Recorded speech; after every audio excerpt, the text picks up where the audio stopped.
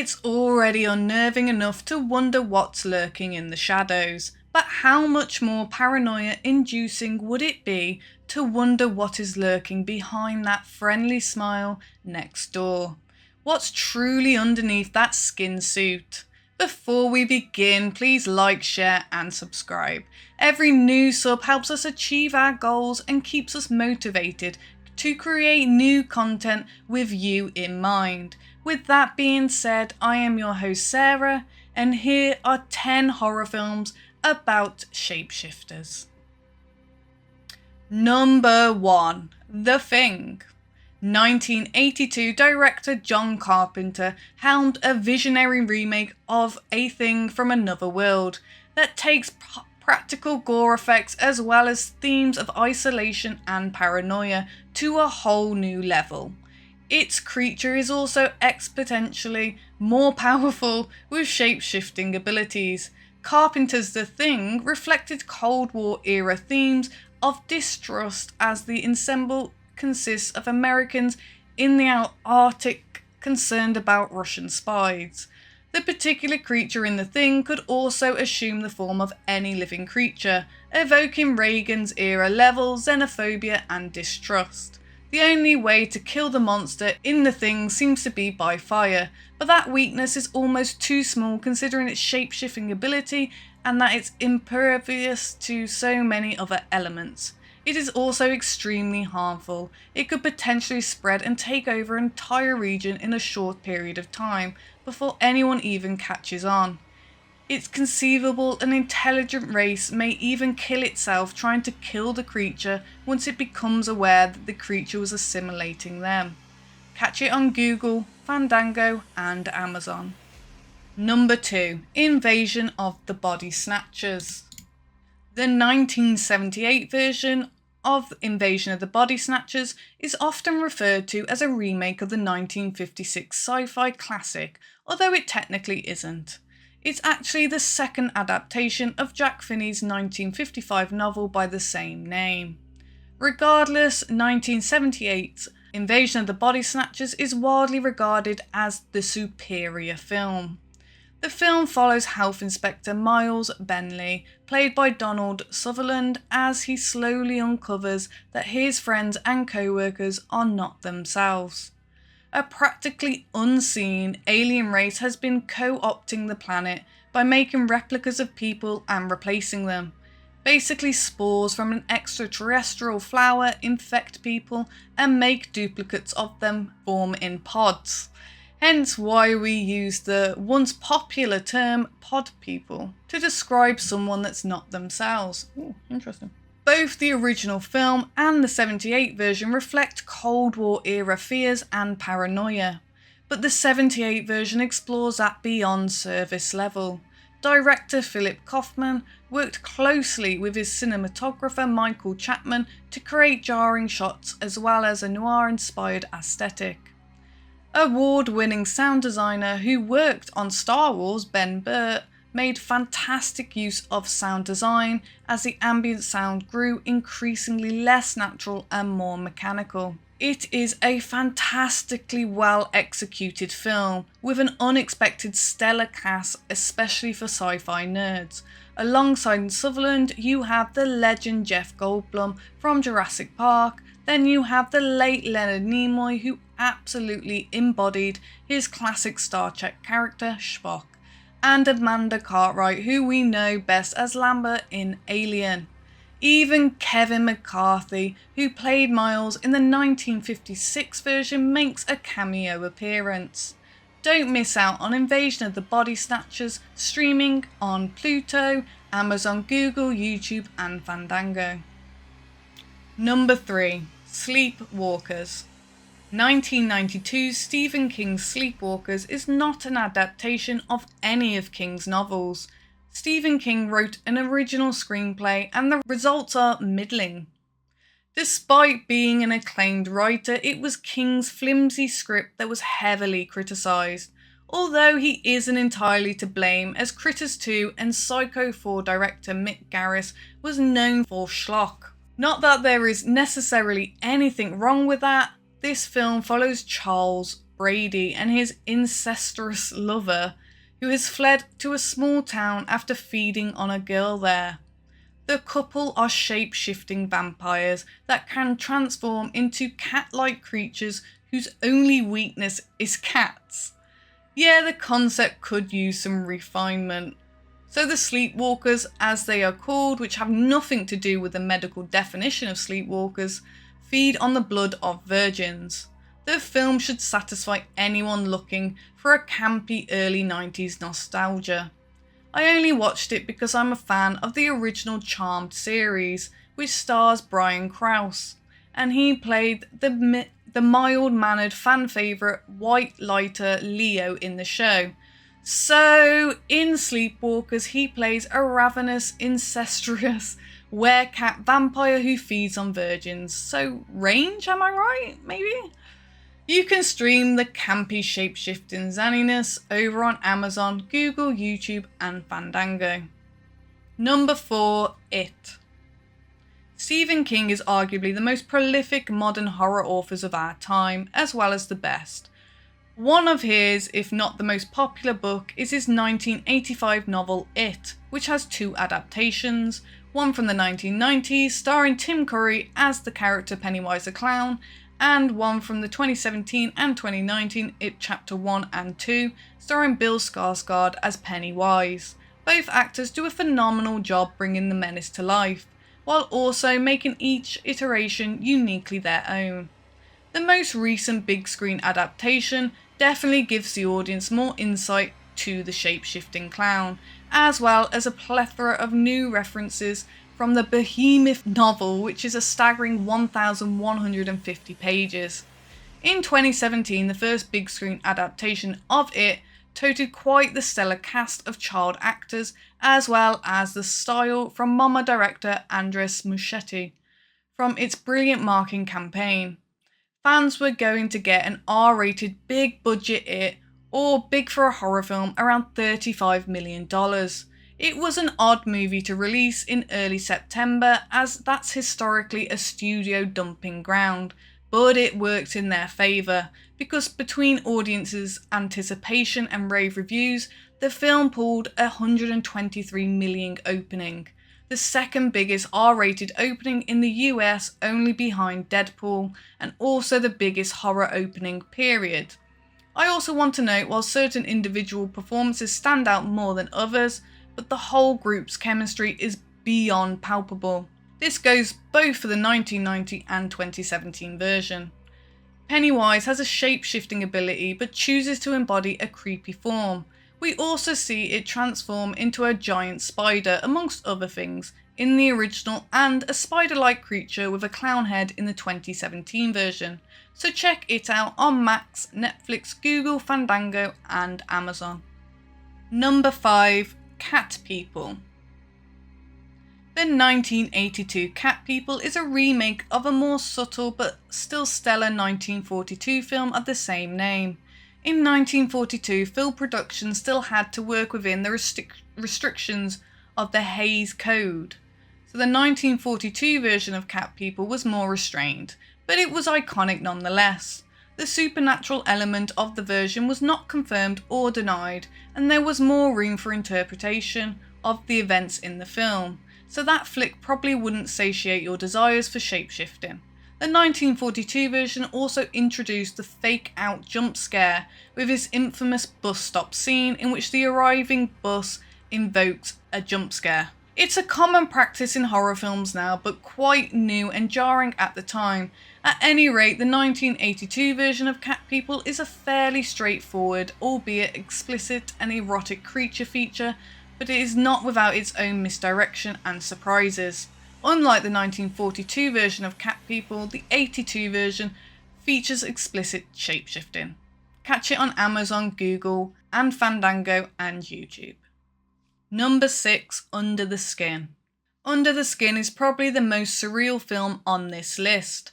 The film is based on a 2000 novel by Michael Faber with the same name. The film premiered at the Telluride Film Festival, Colorado in 2013, and it stars award-winning actress Scarlett Johansson, whose already decorated career hit new heights as she was just coming off Marvel's studio, wildly praised behemoth, The Avengers.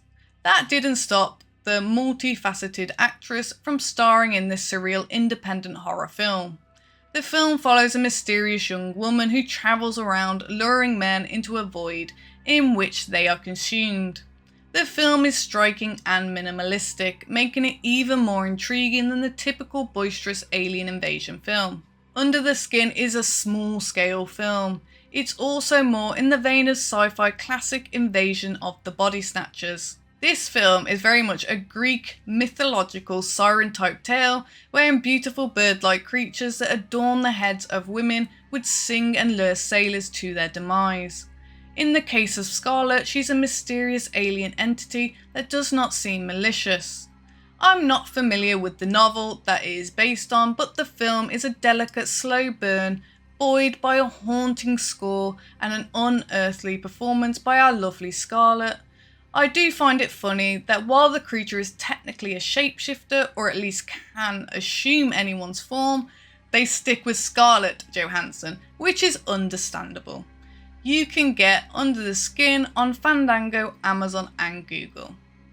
To be honest, if I could shapeshift as Scarlett, I probably would. Number 7, Dreamcatcher. Based on a 2001 Stephen King's novel by the same name, Dreamcatcher was released to dismal reviews in 2003. The film was also a box office bomb, costing $68 million and grossing $75 million. And remember, the studios only get roughly half of that. I would also note that $68 million would be a hefty price tag for a horror film even today. It would take someone like Jordan Peele to get that kind of budget. It was the early 2000s and studios were still willing to put money into bigger budget horrors, thanks largely to M. Night Shyamalan.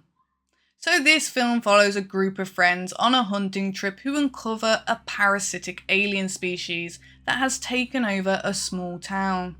The aliens are worm-like with razor teeth and the ability to take over bodies, and I know that we're kind of pushing the shapeshifting ability a bit here. The main alien antagonist, known as Mr. Grey, does possess shapeshifting abilities though. The problem with this film is it's an incoherent mess. I'd really like to further investigate what happened behind the scenes for this film.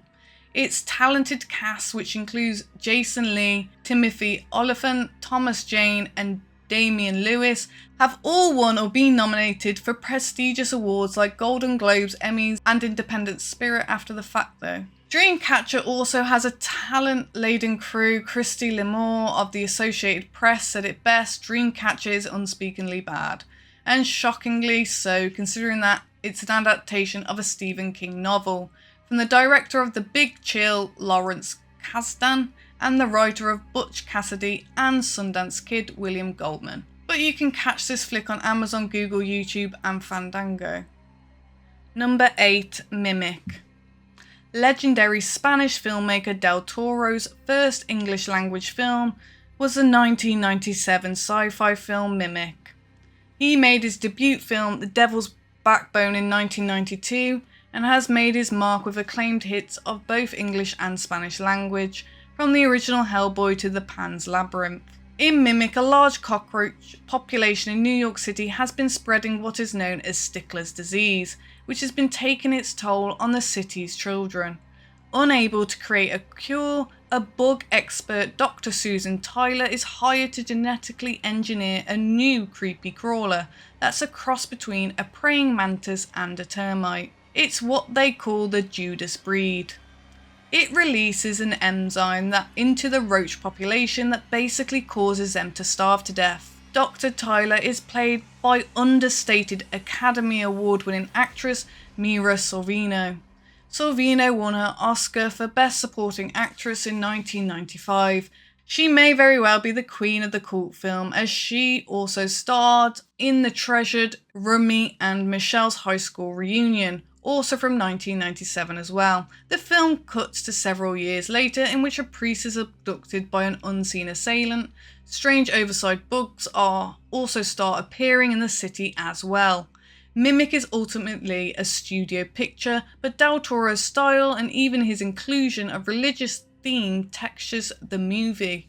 The film is well made with some intriguing concepts and twists. However, it's not a traditional shape-shifting movie. The aforementioned assailant is a giant bug, one that has evolved so fast that it mimics its prey, in which this case is humans. You can experience it on Pluto, Amazon and Fandango. Number 9. Life Force. I'm not sure if the studio was trying to make the film more palatable for a wider audience by calling it Life Force, but they should have stuck with the title from the book it was based on, which was Colin Wilson's 1976 novel The Space Vampires. The film follows a group of British and American astronauts who investigate a spacecraft discovered in the Cobra of Halley's Comet. In the ship they find a desiccated bat-like creatures. By that I mean charcoalized. They also discover 3 humans in some kind of suspended animation, which they bring back to the base. Life Force was helmed by influential horror director Tobe Hooper, who rose to notoriety with his iconic '74 horror film The Texas Chainsaw Massacre. He would direct many horror films, including the Steven Spielberg-produced Poltergeist. Hooper was known for horror, and Life Force was his first foray into sci-fi. The transition wasn't too much of a leap, as the film really is classed as horror/sci-fi. Life Force sees one of the 3 humans, the one female, found in the alien spacecraft awaken and wander around, sucking the life force from people. I like that it's not vampires per se, but similar. The alien appears to pull the electricity from its victims as well as the moisture. The practical effects of this are quite horrific, and I mean that as a compliment. More than halfway through the film, a pre-Picard Patrick Stewart shows up and adds a nice dynamic to his scenes. As for the space vampire, she does possess the ability to shapeshift. Stream Life Force on Amazon, YouTube, Fandango and Google. Number 10. From Dusk Till Dawn. If you've seen From Dusk Till Dawn, you know this is an unconventional film to begin with. Assuming you know nothing about this film, it plays like a man, or in this case men, on the run. The screenplay comes from the twisted minds of Robert Rodriguez and Quentin Tarantino. In 1996, when From Dusk Till Dawn was released, Robert already had his breakthrough film Desperado, and Tarantino had already released his award-winning runway hit Pulp Fiction. Back to From Dusk Till Dawn, it follows a couple of bank-robbing brothers, Seth and Richie Gecko. They are played respectively by award-winning actor and gayest Batman, as well as foot fetish prince himself, Quentin Tarantino. The Gecko brothers hijack the RV with a family that is played by Tarantino's regular Harvey Keitel. Now, if you're wondering, okay, this is all fun and good, but what about the Shapeshifters? They don't show up until the final act. So the group flees to Mexico, where they end up at a strip club that says open from dusk till dawn. Little did they know, said strip club is inhabited by shape-shifting vampires that they'd have to fend off. And that's the end. Overall, From Dusk Till Dawn is a well-made film, but the third act genre shift may be jarring to some. The problem I had with the film was its marketing. The first time I watched it, I think I was in middle school, but I kept thinking, where's the horror? Where are the vampires? And where's Selma Hayek? The answer to all this is near the end. Knowing this, you should be able to relax and enjoy the ride. Watch this on Pluto, YouTube, Google and Fandango. Thank you for checking out the video. What's your favourite shape-shifting horror film? Let us know in the comments below. If you enjoyed the video, please like, share and subscribe to our channel. And don't forget to tap that bell icon to stay up to date with all our latest releases. You can reach out to us on Twitter, also known as X, @StudioFat, or chat with us on Discord, which will be linked below.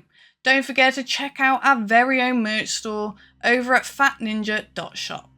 All of the proceeds go towards our next film project. I have been your host, Sarah, and thank you again for joining me today. I hope you have an amazing day and take care. Goodbye.